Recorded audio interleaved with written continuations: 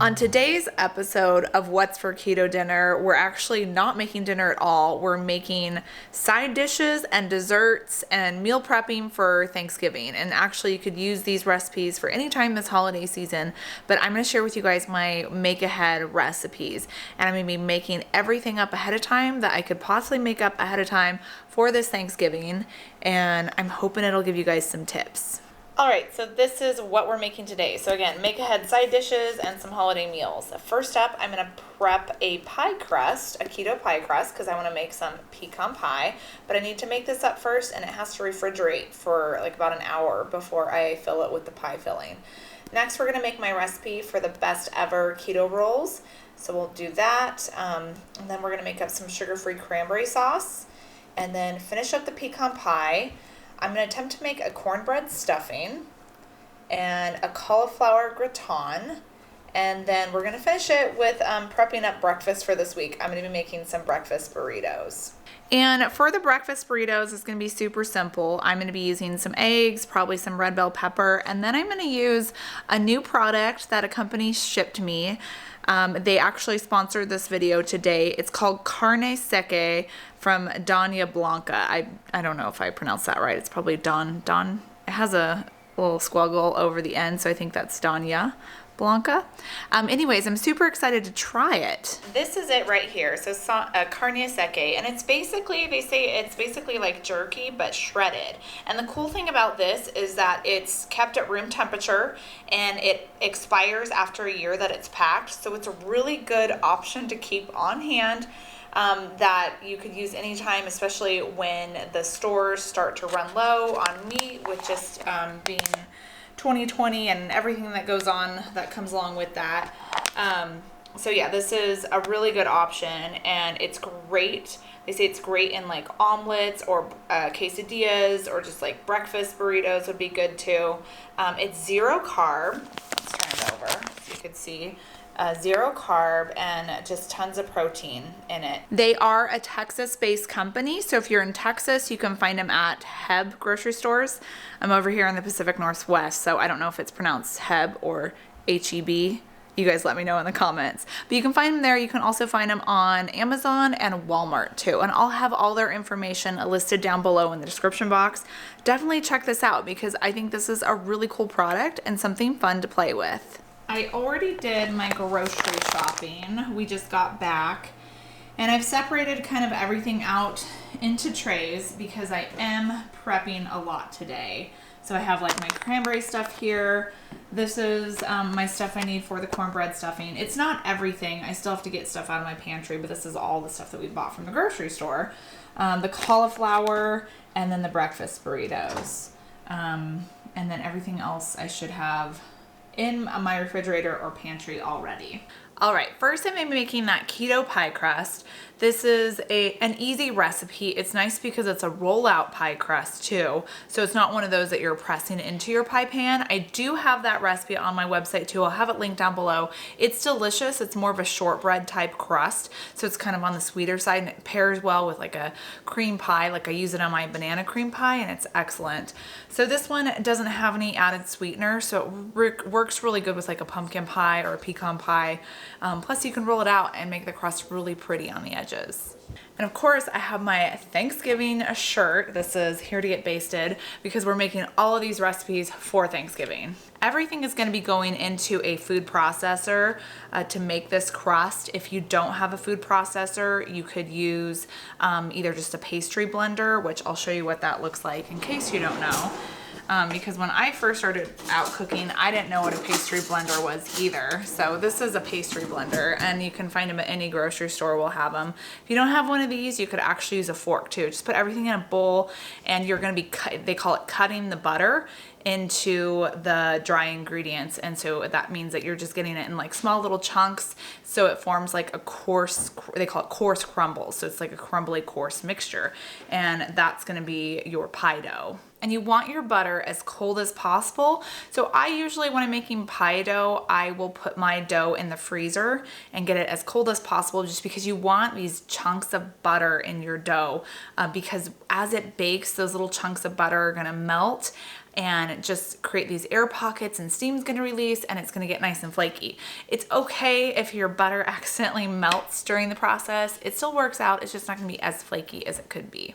We're gonna start by adding 1 cup of almond flour and then a 1/3 cup of coconut flour. We're also gonna use a teaspoon of xanthan gum. And the purpose of the xanthan gum is it's just gonna provide some structure and support.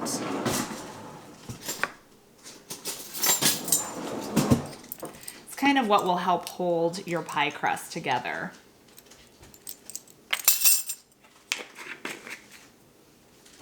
And then a little bit of salt. So you could do a 1/4 teaspoon. I'm just gonna do a hefty pinch of salt, but you do want salt in here just because it helps give it some flavor.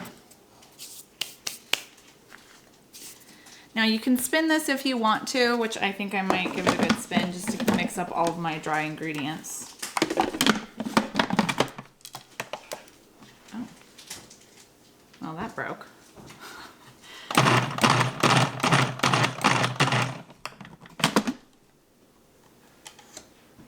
And then next we're gonna add in our butter, and then I'm gonna be using cream cheese too.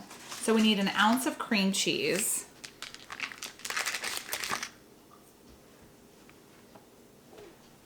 And then you'll need 1/2 cup of very, very cold butter.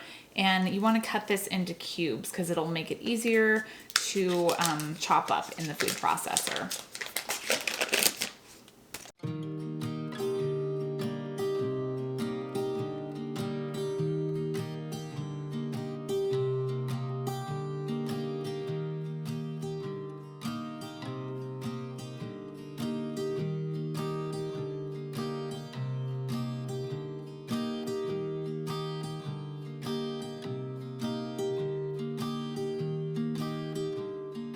All right, so now my butter is chopped up into little cubes. We're gonna add it in here and then give it a good pulse until we get that coarse crumble consistency.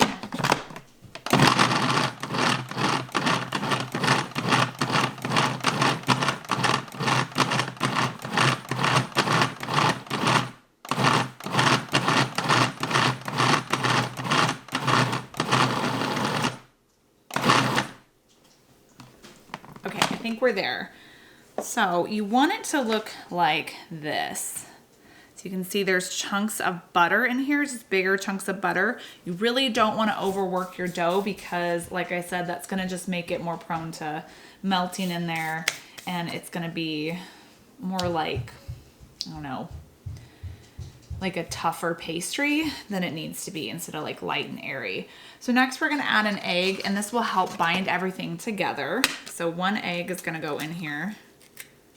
And to give it some flavor, we're gonna add some vinegar. Now you can use whatever type of vinegar you have, whether it's white vinegar, apple cider vinegar, or in my recipe I use rice vinegar. I'm just gonna use apple cider vinegar today because I wanted to try that instead. Kind of like the flavor of apple cider vinegar. So it's gonna be 1.5 teaspoons of the apple cider vinegar. And I'm just gonna eyeball it. All right. Pulse it again until everything is just combined. Again, don't overwork it.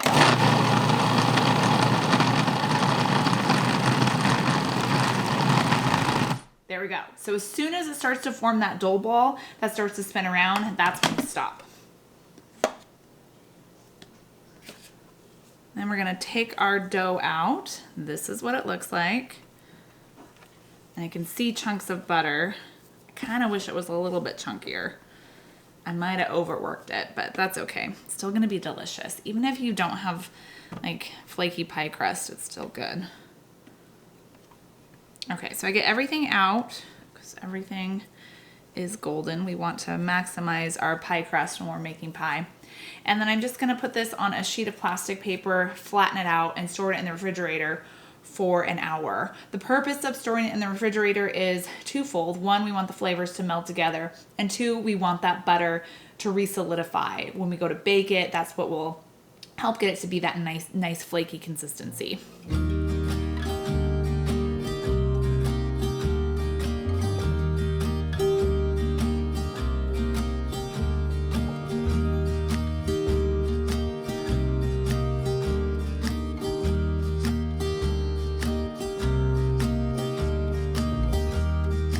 All right, so while that pie crust is doing its thing in the refrigerator, we're gonna move on to something else. I wanna make up those rolls and get them all baked because I'm gonna need my oven space later on when we're baking the pie, and I'm gonna also need it for the gratin bakes in there and the cornbread stuffing. The rest of it is gonna bake in there. So I'm gonna need that oven space. So let's get going on those rolls and get that done. This recipe is super easy. It's on my website. I also have a video on it here. You can click up here to watch the whole thing, the whole tutorial, but these rolls are great. Like, they taste like real dinner rolls. There's a secret ingredient inside, which I'll let you know what it is. It's either you could use buttermilk or yogurt, but it just gives it that real good, like authentic dinner roll flavor, surprisingly. And also those ingredients help it levitate too. Levitate. It's a leavening agent. When you combine that with like the baking powder, it just helps them rise and get fluffy. So I've added 3 cups of mozzarella cheese in here and also 4 ounces of cream cheese. We're gonna melt this in the microwave. So while that is melting in the microwave, I'm gonna mix up the rest of the ingredients, just add them to my food processor. So it's 2 1/4 cups of almond flour, and then 1/4 cup of coconut flour. Then we add our leavening agents, which is the baking soda, baking powder, and then we're gonna add some salt too to finish up the dry ingredients. And then we're adding in 1/4 cup of, I'm gonna be using low carb yogurt. If you don't have that, you can use buttermilk. You can make your own buttermilk too, just by taking some heavy cream and adding some vinegar to it and letting it sit. Sorry, the microwave's done. We'll get that in just a second. So that's an option too. You could try sour cream. That would kind of give it that sour flavor as well. So any of those are gonna be fine. And then we're also gonna need 2 eggs to go in here. My cheese is all melted, so we're gonna add that to this mixture as well.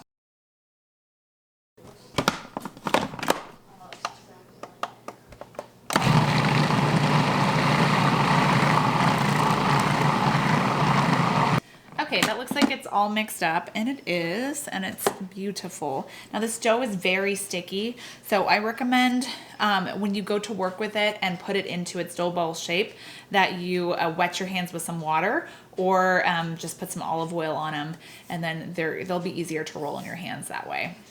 So I got my wet hands, and now we're ready to roll. So it makes it so much easier when you pick them up like this with the wet hands.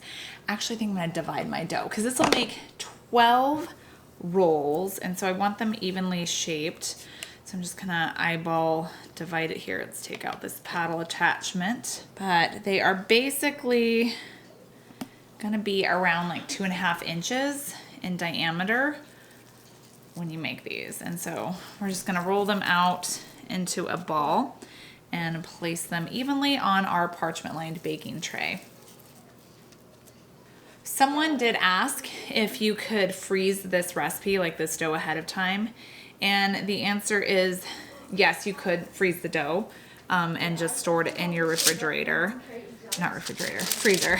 That makes no sense. It's stored in your freezer until you go to make them, and then just unthaw it and then bake once the dough's unthawed. I'm actually gonna try to bake them ahead of time and then freeze them because I actually haven't tried that yet, and I know that's been a question that you guys have been having, so I'm gonna experiment with that because it's a little bit too soon for me to make these if I wanted to serve them on Thanksgiving. So I don't really want them to dry out, so that's why I'm gonna attempt to freeze them, and we'll see how that goes. All right, into the oven these go at 400 degrees, and we're gonna bake them for 13 to 18 minutes. It kind of just depends on how thick they are. But you'll start to notice when they get golden brown and they kind of spring back a little bit. You could even slice into one too to test it, but you'll know it's done. But yeah, 13 to 18 minutes in the oven. Up next, we're gonna be making the cranberries. So I have a couple of different recipes for sugar-free cranberry sauce on my website. I'll have them both linked down below. One is a vanilla cranberry sauce. It's really good, it's sweet, it pairs perfectly with turkey. And the other one is more of like a spicy, citrusy type. It's a jalapeno lime cranberry sauce, and it's good. You can make it as spicy as you want. It has jalapeno on it, of course, and a little bit of chipotle pepper. So like I said, not chipotle, cayenne pepper. So you can pump up the heat if you want to, or just dial it back. But both options are excellent in turkey, and I'm gonna show you how to make the jalapeno lime version today.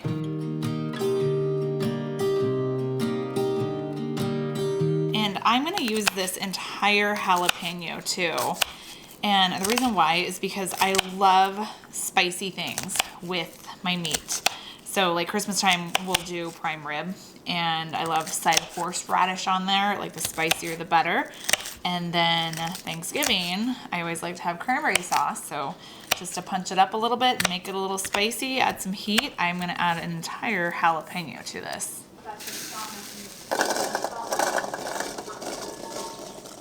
So in goes our washed cranberries with 1 cup of water. And then I'm gonna add in my jalapeno. And then for sweetness, I'm gonna be adding in 1/2 cup of monk fruit, but you can use swerve if you like the erythritol instead. So I'm gonna stir that, oops, one got away.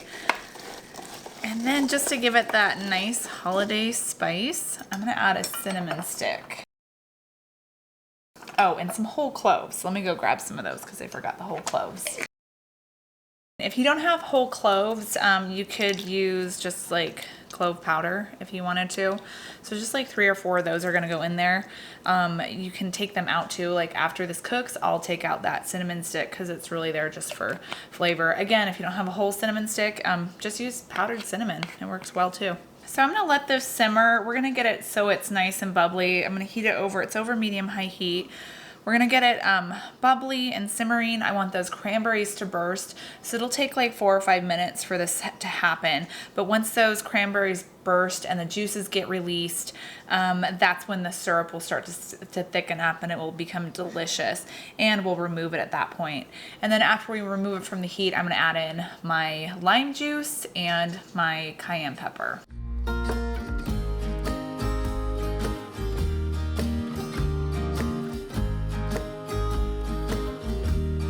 The rolls I'm gonna let cool completely before I put them in a plastic bag, a freezer safe bag, and then we'll put them in the freezer to freeze until I wanna have them. And then when we do have them, we'll just thaw them out in the refrigerator or at room temperature.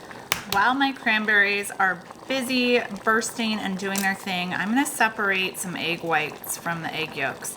So pecan pie requires 6 egg yolks because it's a custard-based pie. But I'm gonna save the whites for my breakfast burritos that I'm gonna make. So we'll throw those in there because we don't wanna waste anything.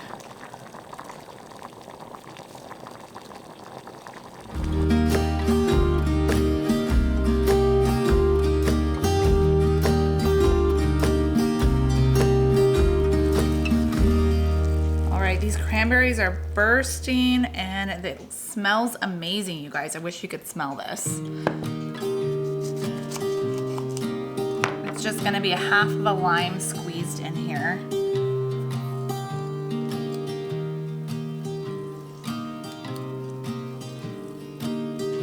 And this is just gonna help balance out that sweet along with the spice.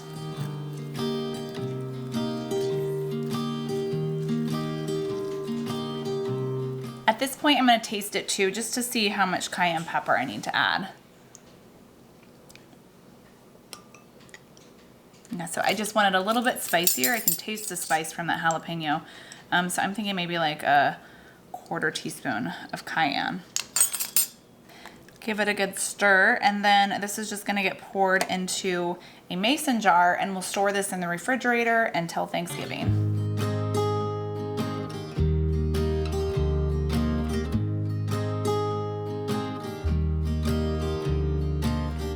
So it's been about an hour since my pie crust has been in the refrigerator. Now it's time to roll it out and press it into our pie plate, and then we'll finish up our pecan pie. Now the easiest way to roll out keto pie crust is not on a lightly almond floured surface, because that does not work. You want to roll it out in between two pieces of parchment paper. And to keep the parchment paper from sliding around on your surface, a viewer gave me this idea, and that's to lay down a wet piece of paper towel, and this will help it cling to your surface so it's not sliding all over the place as you try to roll out your pie dough. And then using some firm but gentle pressure, you are going to roll this out into a circle shape, going in all directions until it's about like an inch larger in diameter than, or 1 to 2 inches larger than in diameter than your pie plate. But it needs to be around like an inch, an eighth of an inch thick. I said that backwards. An eighth of an inch to a quarter of an inch thick.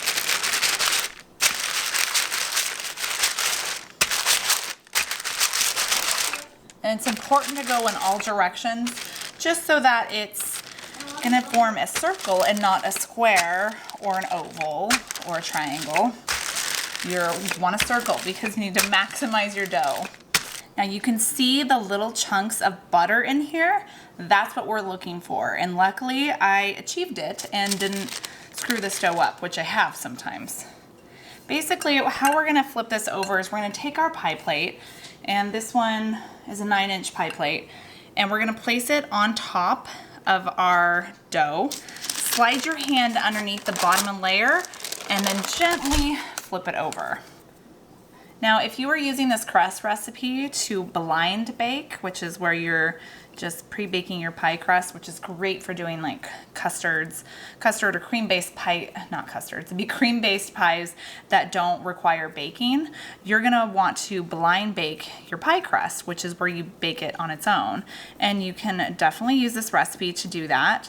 You just wanna make sure that you have some pie weights in it, or some sort of a device to do that.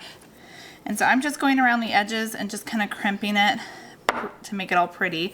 If you have areas that have like excess pie dough, you can tear it off and then move it around to areas that don't have enough pie dough. And as you can tell, I'm no baker, so I'm just an amateur baker. So don't laugh at my pie pretty, what do they even call this? Pie making skills, dough, pie crust skills. Because, yeah, I don't know what I'm doing. Maybe one of these days I'll take a course. All right, so we go around and we just kind of crimp the edges until it looks nice and pretty in like whatever design you want it to. There's some areas I just totally messed up on, but that's okay because I'm all about the flavor. Okay, so you can see it's perfect now. I'm gonna refrigerate this while we move on to making the rest of our pecan pie filling, just because I don't want that dough to melt or the butter to melt in there.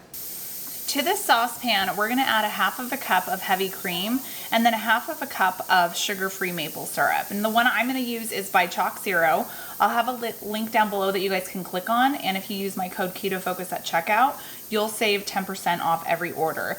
You can use whatever flavor they have. Actually, I take that back. Please don't use strawberry, mango, peach, banana, although banana might be kind of good.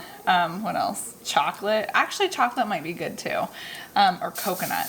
I would recommend using either the maple pecan, which is what I'm going to use today, or the caramel syrup would work, their vanilla syrup will work, and their maple syrup will work. I'm kind of curious about the chocolate. I think that could be a chocolate pecan pie, which might be fabulous. And we're going to add 1/2 cup of this into here, and we're going to heat it over medium-high heat and let it cook for just until it's warmed, basically. This is a recipe I made for Chalk Zero, and I just used an entire bottle of the syrup, but today we're experimenting because for those of you that don't want to spend all the money on syrup or sugar-free syrup, I just wanted an option for you guys, so we're going to also use 1/2 cup of golden monk fruit sweetener. You could use whatever sweetener you wanted, even if it was just regular sweetener, regular like monk fruit or swerve or something like that. You could use that in this recipe. And you could use, like I said, any sort of sugar-free maple syrup would work. Now, I don't know about you guys, but one of my favorite pies is pecan pie. I love pumpkin pie around the holidays too, and I always have to have a slice of that, but I love the flavor of pecan pie. I hated it as a kid. I think it was because of the nuts and it didn't look good, but I tried it for the first time. I think I was in it was either late 20s or early 30s, and it was a Pioneer Woman recipe, and I don't know if you've ever had her pecan pie before you went keto. It's amazing. It is so, so good. I think she calls it the pecan pie, so it's so good it'll make you cry or something like that, and it really does. It's so good. So if you are ever off the keto diet and want to try it, you should definitely check out her recipe. But you know, stick with your goals, stick with your keto goals, especially this holiday season, because you want to feel good. That's the whole reason why I'm coming up with these recipes, because I mean, I've been there. I've gone off the diet before during the holidays, and after a while you just start to feel it. You feel miserable. So I really highly recommend you sticking to eating sugar-free, gluten-free, and keto foods. Not necessarily gluten-free, because some people can tolerate gluten just fine. But just through the holidays, just so you continue to feel good. All right, so that's heated up. And now we're gonna remove it from the heat, and we're gonna stir in some butter and some salt.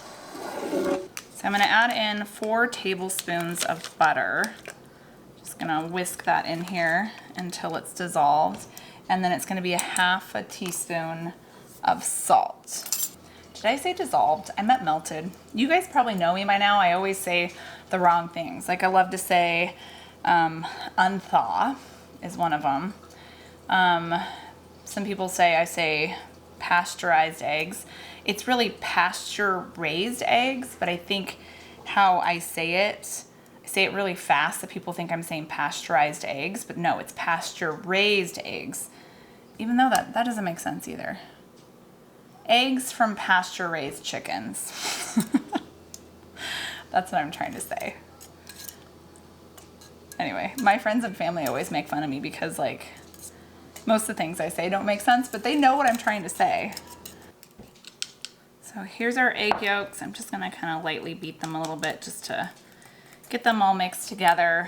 And then we are going to whisk your egg yolks into your sugary, syrupy cream mixture. Do a little bit at a time just in case your mixture is still kind of warm. You don't want it to cook those egg yolks, so just doing a little bit of time just kind of cools it down. I think it's also called tempering your egg yolks. All right, perfect. Now it's time to pull back out that crust, add our pecans, pour this in here, and we'll go in the oven.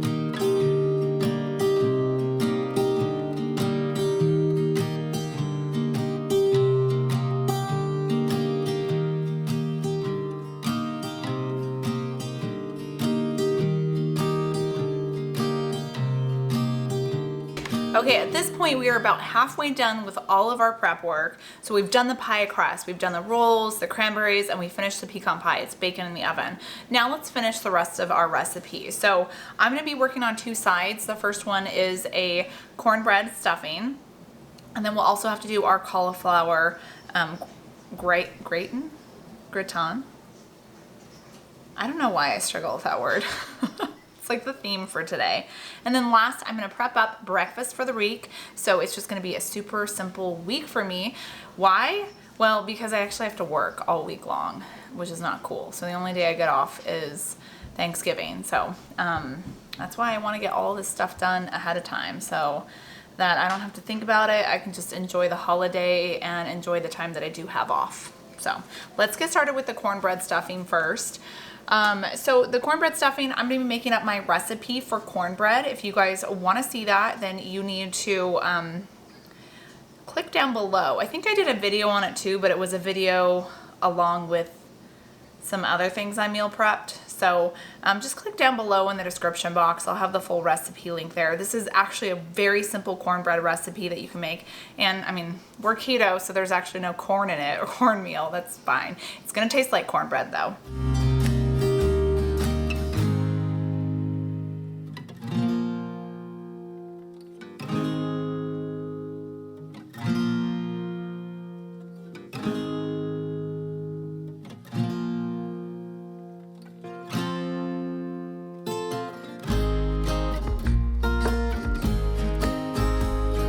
For the rest of my stuffing, I'm going to be cooking up some thick cut bacon in a skillet along with some chicken gizzards, because you gotta have the chicken gizzards or just the chicken organs in your stuffing. It makes it so tasty, and I just feel like really levels up your dressing. Actually going to cook up this entire package of bacon.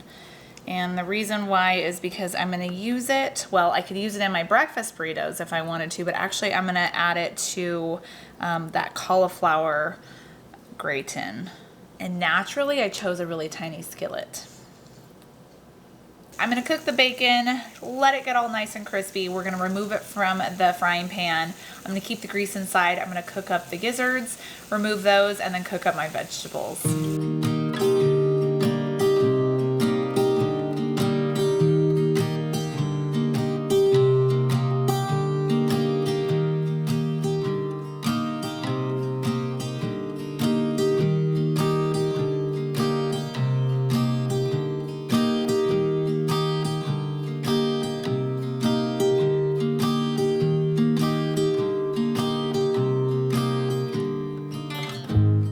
Using fresh herbs because I think you just got to around this time of year.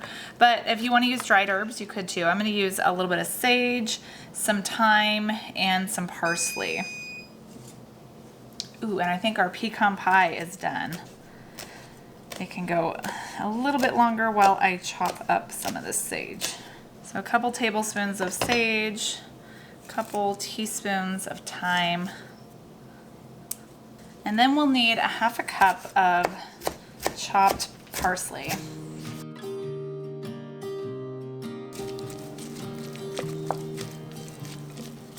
Okay, I'm gonna set this aside and then let's add in our cornbread. So I'm gonna cut this up into chunks. And like I mentioned, you have the option of toasting these if you want, or you can just throw them all in there.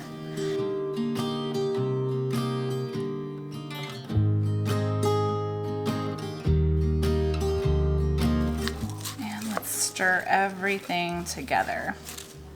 When you go to cook this, you do want to make sure that you add some moisture, because you can see it's really kind of dry looking. And I only suggest adding this like maybe right before you cook it. So if you leave it in the refrigerator, if you are just going to make this ahead of time, just like this mixed up, yeah, it can get soggy, but if you add any sort of liquid right now, it's really going to get soggy. So I would suggest you do it before you bake it. And you have a couple of different options. I'm gonna use some chicken broth. You can use beef broth, you can use water. You can use heavy cream. You could use a nut milk, like a macadamia nut milk. You could use regular milk if you wanted to. Anything just to add a little bit of moisture to it.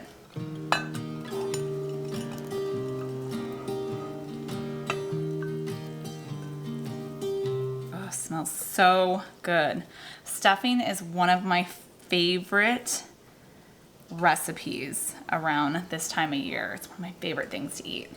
So that goes in a 325-degree oven for around 20-30 minutes. All right, this is the pecan pie. It's beautiful. I probably should have taken it out a little bit more. Well, it's kind of spongy. You kind of want it to be a little wobbly in the surface, and it will continue to set while it cools. So I'm just gonna cool this at room temperature for a little bit, and then we'll pop it in the refrigerator, and that's really gonna set up the custard. The next side dish that I'm gonna make for you guys to go on your keto Thanksgiving table is a keto cauliflower gratin. I don't know how to pronounce it. I don't know if I ever will. I've always pronounced it wrong, so I always pronounce it all three ways just in case I get it right. This is not my recipe. I've added to it though.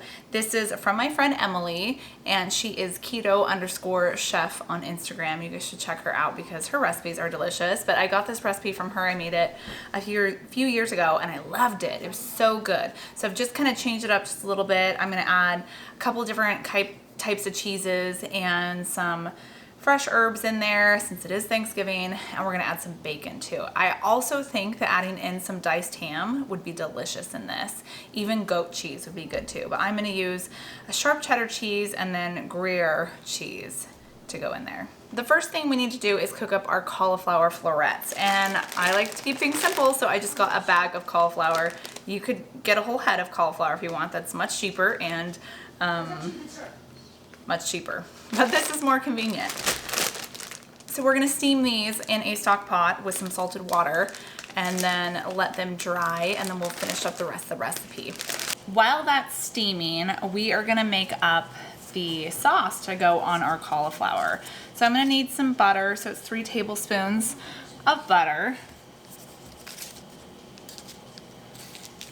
We're gonna be making a roux out of that and a little bit of almond flour. Once your butter is melted, we're gonna add in around 3 tablespoons of almond flour. Stir that until it starts to thicken or the butter's globbed onto the almond flour, and then we're gonna whisk in some heavy cream. Now this is Thanksgiving, so we're going full blow out on all of the heavy creams and delicious fatty stuff. So if you don't want to use all heavy cream, you could cut it with some nut milk, like a macadamia nut milk, or even some chicken broth would work too. At this point, we're gonna season it too with some salt, some garlic powder, some onion powder, black pepper, and that's it.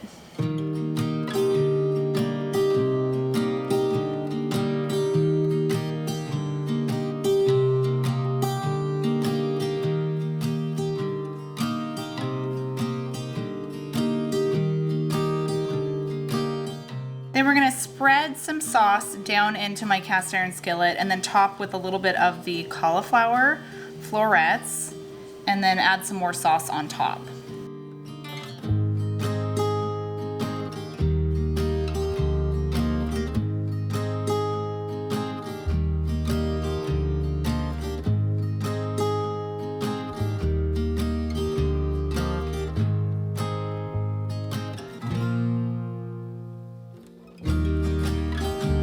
All right, so this is gonna bake in the oven. It's gonna bake in a 375-degree oven for around a half hour, 25 minutes, half hour, just until the cheese is melted and it starts to bubble. Next up, I'm gonna be making up those breakfast burritos so we could have these throughout the week. I'm gonna freeze these too, and I'll give you some pointers on how to freeze these. So I'm gonna heat up some oil into a skillet, and then I'm gonna add in some diced up bell pepper and then that carne seca. The thing that is super cool about this stuff is that it's dried beef, and so once you add it, oh, it feels so cool. Really, it's just dried jerky. So once you add it to your skillet and you heat it up, either with just like a little bit of liquid or some oil, it reconstitutes it.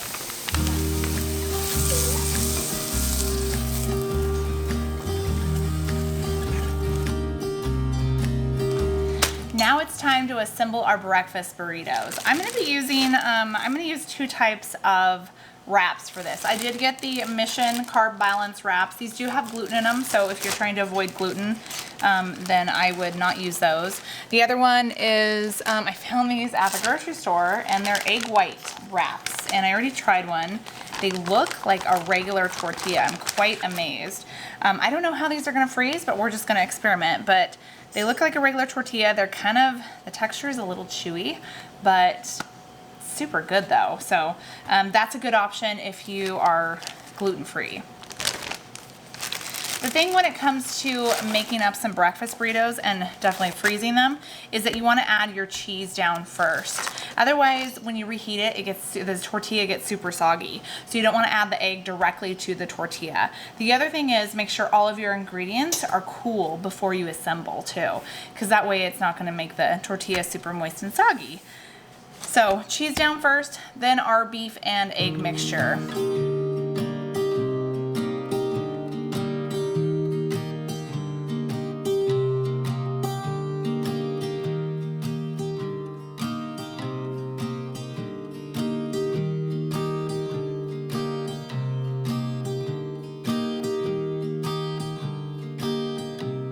Now when it comes to freezing these, you just wrap them in tin foil and then put them in a Ziploc bag in a single layer and then freeze them. And then when you want to reheat them, you can reheat them in the oven or unwrap them and heat them in the microwave. I hope you guys got some great ideas from some make ahead side dishes and holiday meals this Thanksgiving and Christmas. I love all of these recipes. Once again, full recipes will be down in the description box below. They're on most of them are on my website. And be sure to check out the carne seca from Doña Blanca. Thank you so much for sponsoring this video. These little breakfast burritos are going to be awesome this week and save me so much time when it comes to having to work and deal with other Thanksgiving menus.